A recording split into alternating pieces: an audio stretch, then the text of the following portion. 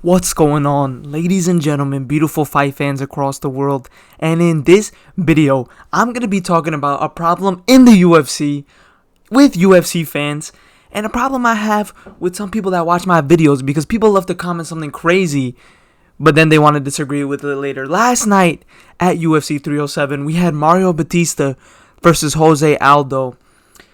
Jose Aldo obviously won that fight. He outdamaged Mario Batista, but the way Mario Batista won this fight was clinching Jose Aldo against the cage and just racking up control time, not getting no takedowns, not doing any damage. It sounds very familiar. It just sounds very familiar. It's like I don't know where I heard this story before with Jose Aldo. Oh yeah. This is where I heard that story before with Jose Aldo when he fought fucking Merab. But people don't want to keep that same energy when it's, it's like it's some different type of energy. People want to go like, oh, if you don't like grappling, go watch boxing. Okay, go watch kickboxing. Shut the fuck up. Okay, shut the fuck up. First of all, nobody's out there watching a 25-minute clinch fest. I should never. Okay, this is the main statement I'm gonna make in this video. When you eventually do get a takedown or you grab a hold of somebody, I should never, in my mind, be like, oh, the rest of the round is gone. The clock's running out. I should never have that thought in a fight. Okay, the number one criteria in a fight is damage, no matter what. Control time, get out of here. Little pitter-patter shots, get out of here. Get out of here. Let's actually talk about it, because there's a difference between entertaining grappling and boring grappling. Just stalling out a fight. There's a big difference between that, and I'm breaking it down today. We're talking about two champions that like to stall out fights a lot. All right, we'll do the one who does it a little bit less. Belal Muhammad. He when he gets a takedown, he likes to stall the fight a little bit. He really does. He doesn't do that much damage. Let's get into his statistics right now. 39% takedown accuracy. Okay. Average fight time, 14:53. So if it's a 3-round fight, it's going to 15 minutes basically. If it's he doesn't fight a lot of 25-minute fights. He doesn't have a lot of main events. He just recently had one. That's probably why this went up a little bit. But look at these win by method percentages. God damn. Look at these win by method percentages. KO, TKO, 21% of his victories. And decision, 75% of his victories. Submissions, 4%. He has one submission.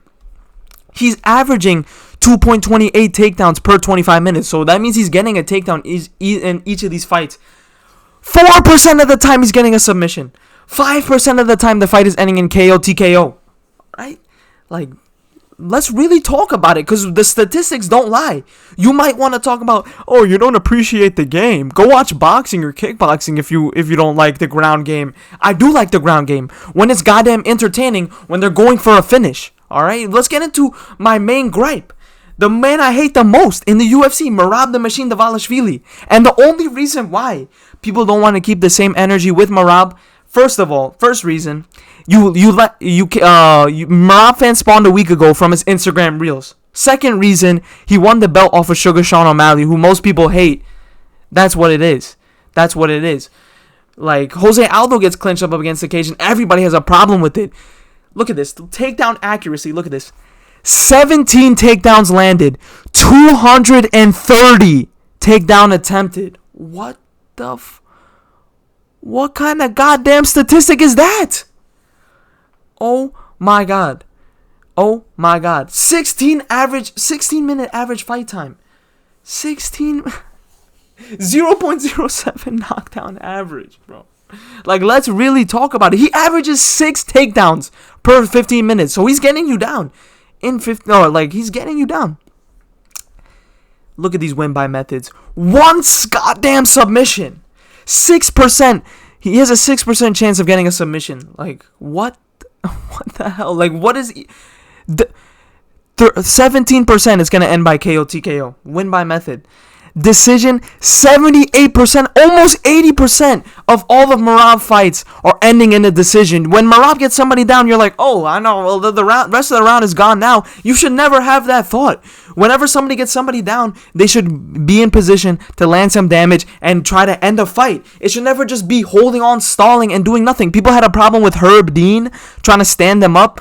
Yeah, if you're not doing anything, just trying to look busy, but you're not actually causing any damage, you should get stood up.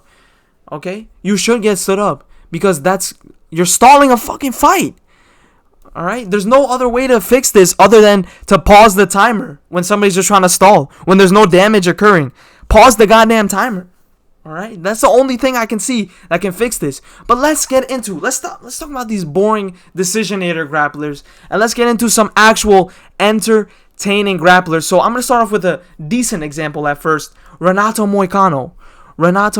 He just had a great showing against Benoit Saint-Denis. So let's look at these statistics now. 6 takedowns landed, 45 takedown attempted. All right. He averages 1.87 takedown.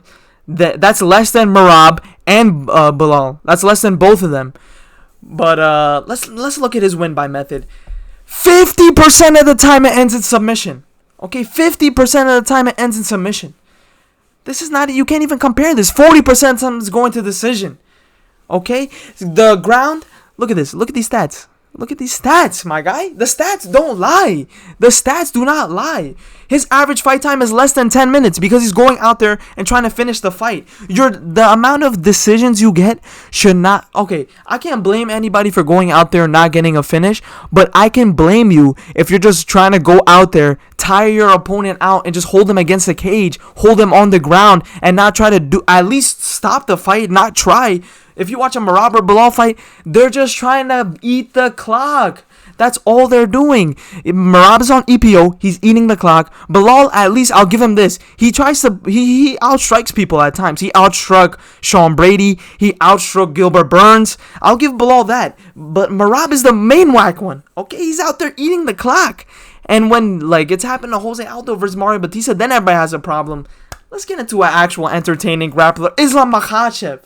I'm not even the biggest Dagestani supporter out there, but I can support entertaining grappling when I see it. So let's look at these goddamn statistics. 13 takedowns, 67 attempted, 54% takedown accuracy. All right, 3.19 takedown average. Okay, so he's getting 3 takedowns per 15 minutes. That's half of Merab. Half. Let's look at this. Decision, 35%. KO TKO, 19%. Submission, 46%. The stats do not lie. The stats do not lie, my guy. Oh my god. Average fight time, 10 minutes and 34 seconds. He's trying to end the fight.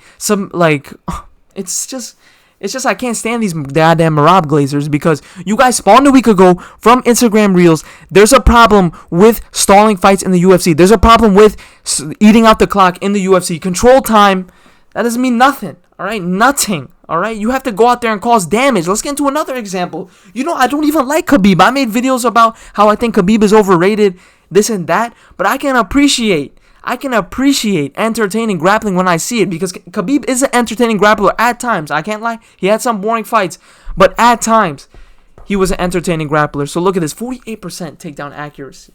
Okay, 48%. He doesn't even have as much as Merab even in the takedown average. It's not even as much as Merab. 13-minute average fight time. But look at these statistics, man.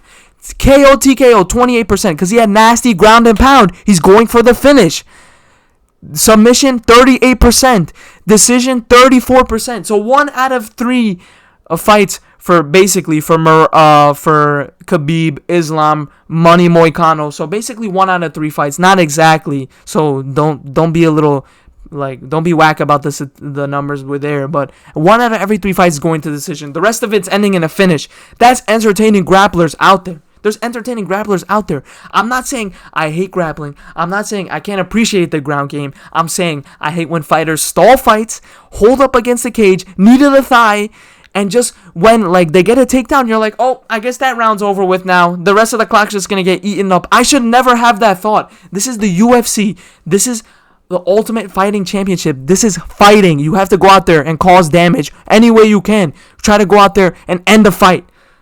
Alright, that's it for this video though. Leave a like, subscribe, turn the notifications on, put it in the comments. Do you disagree with me? Because the statistics don't lie, brother. Okay, the statistics don't lie. But that's it for this video. And I'll see you, big booty best friends, in the next one, man. Oh, and before I end it, look at Merab. Look at Merab in that Sugar Sean and O'Malley fight after it finished. And look at Sugar Sean O'Malley. That's all I gotta say. But that's it for this video. And I'll see you, beautiful people, in the next one.